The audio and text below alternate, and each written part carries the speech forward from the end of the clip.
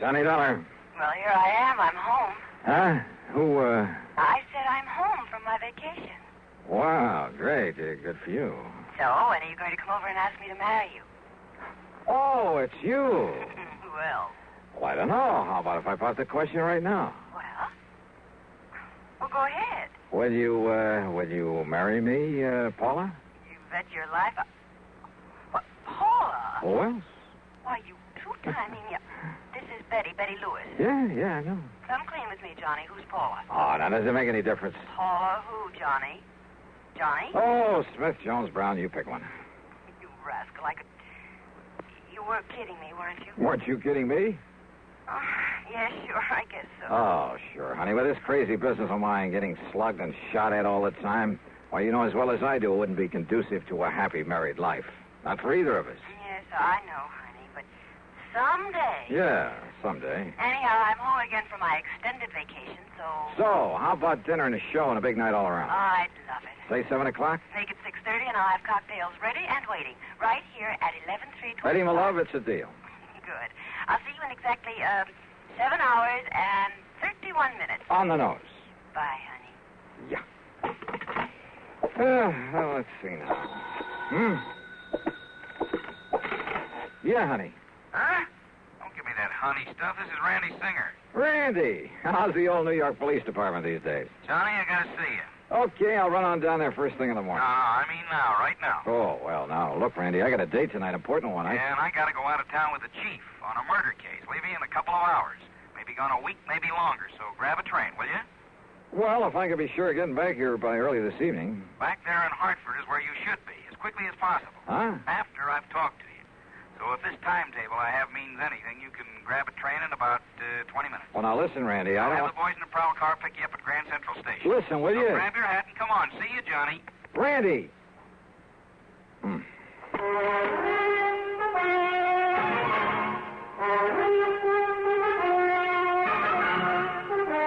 CBS Radio brings you Bob Bailey in the exciting adventures of the man with the action-packed expense account, America's fabulous freelance insurance investigator. Yours truly, Johnny Dollar.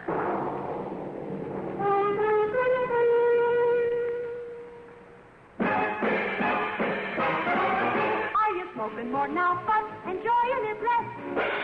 Have a real cigarette, have a Camel. Are you missing the smoke?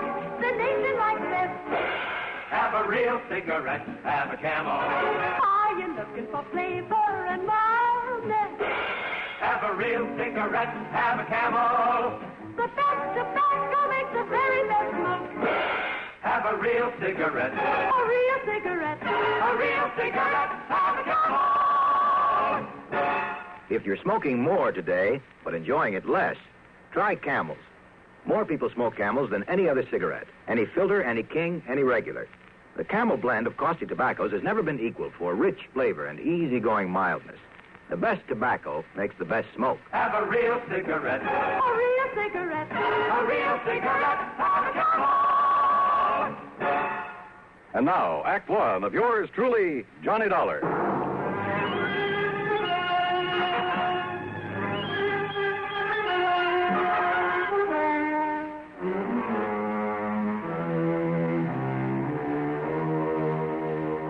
Expense account submitted by Special Investigator Johnny Dollar to the Universal Adjustment Bureau, Hartford, Connecticut. Attention, Mr. Pat McCracken. Following is an account of expenses incurred during my investigation of the double identity matter.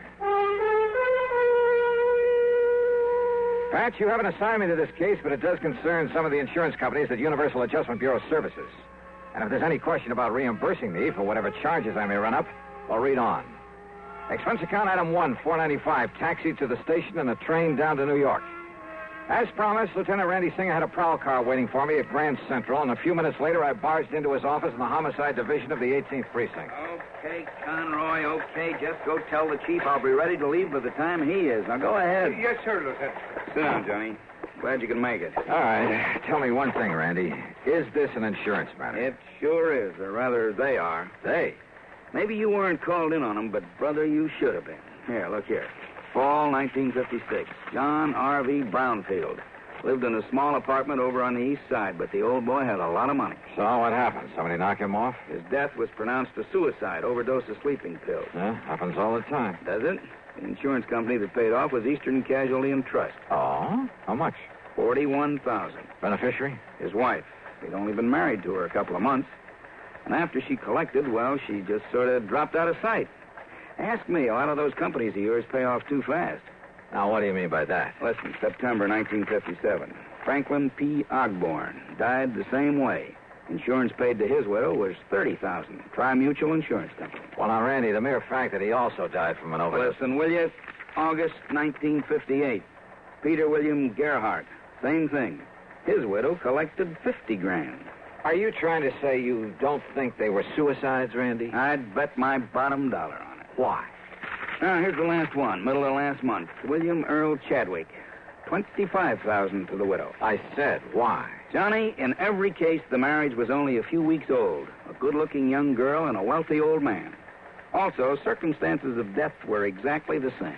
Exactly. You investigate them all yourself? No, they all occurred in different precincts. So until I started digging through these files, until I realized that all these men had been married, and for only a short time, mind you, had all been married to the same girl. What? Yes, sir. You're sure of that? She used a different name every time, and we have no pictures of her, but, Johnny, according to the description by all the people who'd seen her, well, Johnny, it's one and the same gal. Okay, Randy, as long as there was insurance paid by some of the companies I work for. Right. Now, so far, I've been running this down alone, on my own hook, until I could really spot her. So what happens when I finally do locate this dame? I'll bite. What happens? She turns up outside my bailiwick. Also, I suddenly got to go out of town for a week, maybe longer. But you, being right there. Yeah? Right where? Hartford. That's where I've traced her to. Oh? You know her name? Sure do. So I'm handing it over to you, Johnny. You've done me a lot of favors over the years, so, well, maybe you can collect yourself a nice commission. Oh, what is her name, Randy? She lives at 11325 East Maple Drive. 11325. That's right, and she goes by the name of Lewis. What? Yep, Betty Lewis.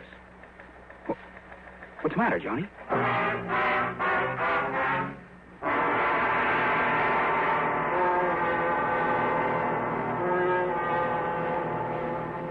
Act 2 of yours truly, Johnny Dollar, in a moment.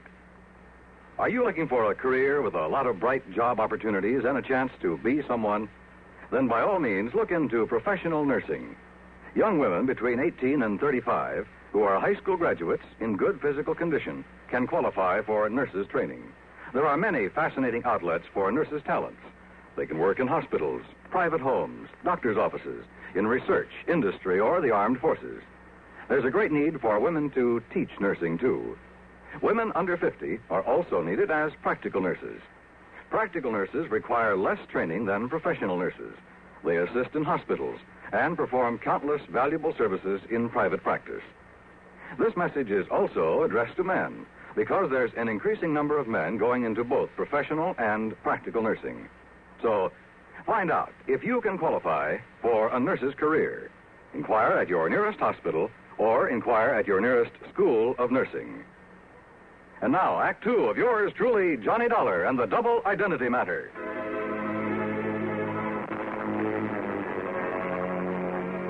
I went over the files on the so-called suicides word for word. I read and reread the descriptions of the widows. They all were the same.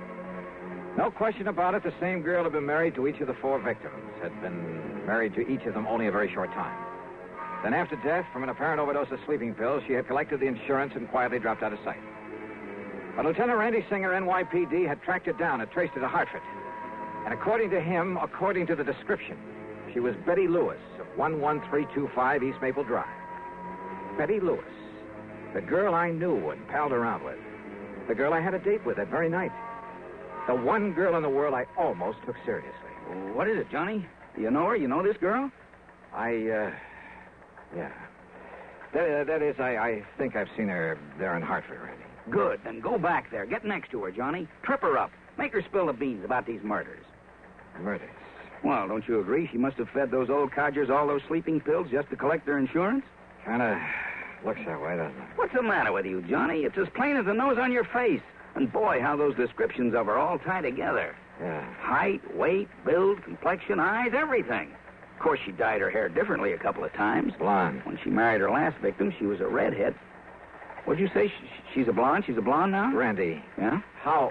How'd you get onto her? It's a long story, Johnny, but somewhere along the line, I got suspicious about those sleeping pills. They were all the same, a special prescription. Are you listening to me, Johnny? Yeah, I'm listening. Well, then I found out that not one of those old men had been given a prescription for them. So to make a long story short, I finally ran down a kid working in a drugstore who'd been getting him to her. I see. But instead of nabbing him, that would have spread the alarm, you see. Johnny, I got real lucky. In the trash barrel where the kid lives, I found some letters for her, all written within the last month, telling him to start making some more of the stuff for her. In other words, Johnny, as soon as she can trick some other guy into wedding bells, somebody up there in Hartford. But if you can grab her first, pin those 4 murders on her. Huh? Hey, Lieutenant. Yeah, Conroy, what do you want? That newspaper reporter that was here to see you. Ah, what newspaper reporter? Well, I told him you was tied up with Johnny Dollar on that suicide run. You what? Well, I seen them files there on your desk. Conroy, you dope. When the chief and I get back from this trip, Oh, I'm... that's another thing, Lieutenant. Huh? The chief said if you don't want to start pounding a beat again, well, you see, he's been waiting out front for you for about 5 minutes. Conroy, you crazy? Why did you say so? Tell him I'm coming. I'm coming right away. Yes, sir. I'll tell you. Johnny, will you take it from here? Down. Sure, Randy. Attaboy. It's truly Johnny Dollar in a moment. Meet star Stuart Irwin. Nothing's worse for an actor than a nasty cold. To feel better quickly, I take wonderful 4-way cold tablets. A fast way to relieve cold distress. Right. Tests of all the leading cold tablets proved 4-way fastest acting. 4-way starts in minutes to relieve muscular pains, headache, reduce fever, calm upset stomach, also overcomes irregularity. Take my advice. For your next cold, take 4-way cold tablets. The fast way to relieve those cold miseries. 4-way, only 29 cents. And now here's a word about another fine product of Grove Laboratories. To get rid of embarrassing dandruff in 3 minutes, change to Fitch Dandruff Remover Shampoo. 3 minutes with Fitch regularly is guaranteed to keep unsightly dandruff away forever. Apply Fitch before wetting hair, rub in 1 minute. Add water, lather 1 minute. Then rinse 1 minute. Every trace of dandruff goes down the drain. 3 minutes with Fitch and embarrassing dandruff's gone. At the same time, Fitch can brighten hair up to 35%. Get Fitch Dandruff Remover Shampoo today. And now, Act 3 of yours truly, Johnny Dollar. Hi, Johnny. Betty, what are you... what are you doing here? Hey, don't I even get a kiss after being away for a solid month? Betty, tell me. And don't you think I'm the one who's entitled to ask the questions? After all, honey, you stood me up. Or did you completely forget about our date for this evening? Listen, will you? Much as I hate to admit it, I guess maybe you were right, darling. Yeah? About what? No decent kind of a married life, that sort of thing. You were out on some case, I suppose. Yeah. But you know something? I'm just not going to give up on you, Johnny Dollar. One of these days... Yeah, Betty, now listen. Well, what is it, Johnny? What's the matter? How did you get in here, Betty? Well, when you didn't come for me as you promised, and when you didn't answer the telephone, well, I was afraid something terrible might have happened to you, so I drove on over here to see you. The door was wide open, so I just came on in. I started looking around for you in the den and the bedroom, and then that's when you came in. Betty, your vacation. Well, it's about time you asked me about that. I missed you while I was away, honey. A whole long month. Where did you go? You didn't get all those pretty postcards I sent you? From the Poconos and Atlantic City and New York? New York. How long in New York? Oh, a couple of days going, a couple of days coming back. That's all? Of course it is. Johnny, whatever's the matter with you? Your hair, Betty. What? What color was it before? Well, I like that. What color? Tell me. You mean to say you think I dye or bleach it or something? You know very well that I... Johnny, what's come over you? My desk there. Well, yes, I wondered about that, darling. I hope you're not always that sloppy, leaving things scattered around that way. All right, Betty, listen. And do you always leave that window to the fire escape open when you go out? That window? To say nothing of leaving the front door open, too. Hey, Betty, look. Look, it's been jimmied open. See the marks here. Well? Yeah, see, look. Here, where it was pried open. See there? Well, it's just like my mailbox. Sure. You seem almost happy about it. Well, maybe I am. Or did you think maybe I had... Only you know darn well I can't even use a can opener properly. Well, now, listen, Johnny, will you please tell me what this is all about? Why are you acting so strangely? Betty Lewis. What? Listen, darling, has all this big mystery anything to do with that newspaper headline I saw? Some kind of a suicide case? don't know anything about that. So that's why you were so late. And Johnny, does it have anything to do with your window being forced open, your desk being rifled this way? Yeah, I think so. And maybe you're coming here. Maybe you scared away whoever it was. Wait a minute. What? Wait a minute. Did you say that your mailbox out at your little house, did you say that thing had been forced open, too? While I was away. I don't know when anything was taken because I don't usually get much mail, but the tiny lock on it was broken. You came back yesterday. Late last night. And then today, well, you see, the mail's always delivered during the day while I'm at the office. What time, Betty? Oh, I don't know. 10, 11 o'clock in the morning, I think. So what happened today? Well, you know that rain, that drizzle we had this morning? Yeah, go on. Well, I got back from the office and went out to see if there was any mail. Now, you love mysteries, Johnny, so maybe you can solve this. Go on, Betty, go on. All right. Well, there in the mud around the mailbox were the marks from those big clodhoppers the mailman always wears. Well? And right on top of them were some other footprints. High heels, Johnny. Of course. The shoes must have been almost exactly the same size as mine. So, do you suppose maybe somebody else, some woman, has been using my mailbox and my address while I was away? You bet I do. Betty Lewis. What? 10 or 11 o'clock, you said. Oh, you mean the mailman? That's exactly what I mean. Now, listen. I want a key to your house. Oh. Will you marry me? I'm serious, Betty, and tomorrow morning you go to the office as usual. Don't you mean if I feel up to it after we finish celebrating my homecoming tonight? That party's going to be tomorrow night. Tomorrow? Because I have a sneaking suspicion that by then we're going to have something to really celebrate. Oh, like what, dear? The solution of 4 murders. Oh, Johnny.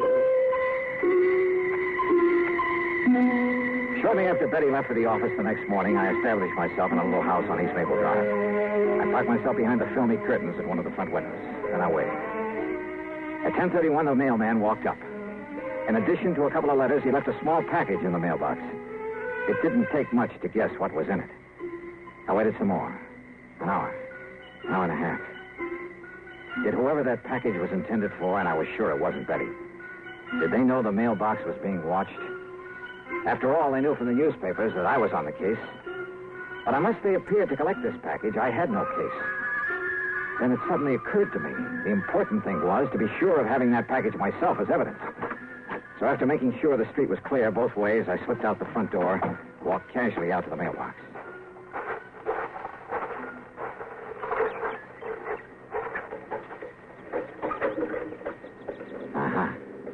Miss Betty Lewis, 11/3/20. Huh? Just a minute there, you. Yes? Just what do you think you're doing poking around my mailbox that way? By golly, you do look like her. What are you talking about? The real Betty Lewis. Well, I'm Betty Lewis. Now, if you don't mind, that package you just took out of the mailbox. Sorry, miss, whatever your name is, but I need it as part of the evidence. Evidence? Yeah. That'll pin the murders of 4 husbands on you. Johnny Dodd. That's right. All right. Give me that package. Oh, put that thing down, I'll lady. pull the trigger, Johnny, if you don't give me that package. Give it to me. Okay. Whatever you say. You dirty... Maybe you're a lousy shot. No, you're hurting me. Oh. Okay, now back in your car. Now, listen. Johnny, listen. Get in. Listen, Johnny, I'll make a deal with you. And you're driving, lady. Right straight to police headquarters.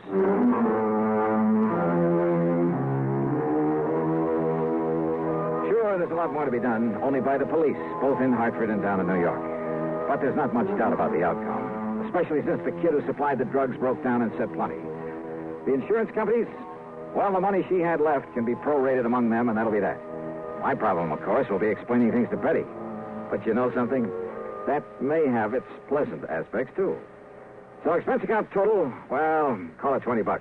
Provided there's also a fee on this one. Yours truly, Johnny Dollar.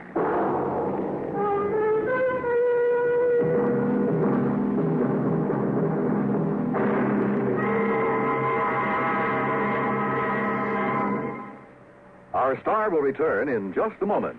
Constipation is something people don't talk much about, but it can be a problem for anyone, even doctors. And when constipation occurs, it's interesting to see just what doctors consider important about a laxative they might use or recommend.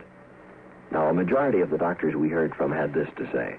A laxative should be effective, gentle, as close to natural acting as possible, and a medicine that can be used with complete confidence. Well, pleasant-tasting chocolated X-Lax is effective. Overnight, it helps you toward your normal regularity. X-Lax is gentle. Next morning, it gives you the closest thing to natural action. And that's why many doctors and millions of people use X-Lax with complete confidence. X-Lax, the laxative that helps you toward your normal regularity gently, overnight. Is X-Lax in your medicine cabinet?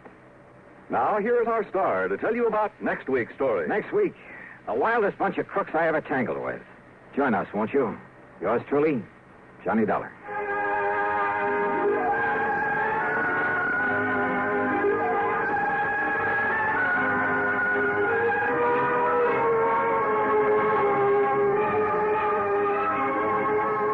Yours truly, Johnny Dollar, starring Bob Bailey, originates in Hollywood and is written, produced, and directed by Jack Johnstone. Heard in our cast were Joan Banks, Lillian Baeff, Herb Vigran, and G. Stanley Jones. Be sure to join us next week, same time and station, for another exciting story of yours truly, Johnny Dollar. This is Dan Coverly speaking.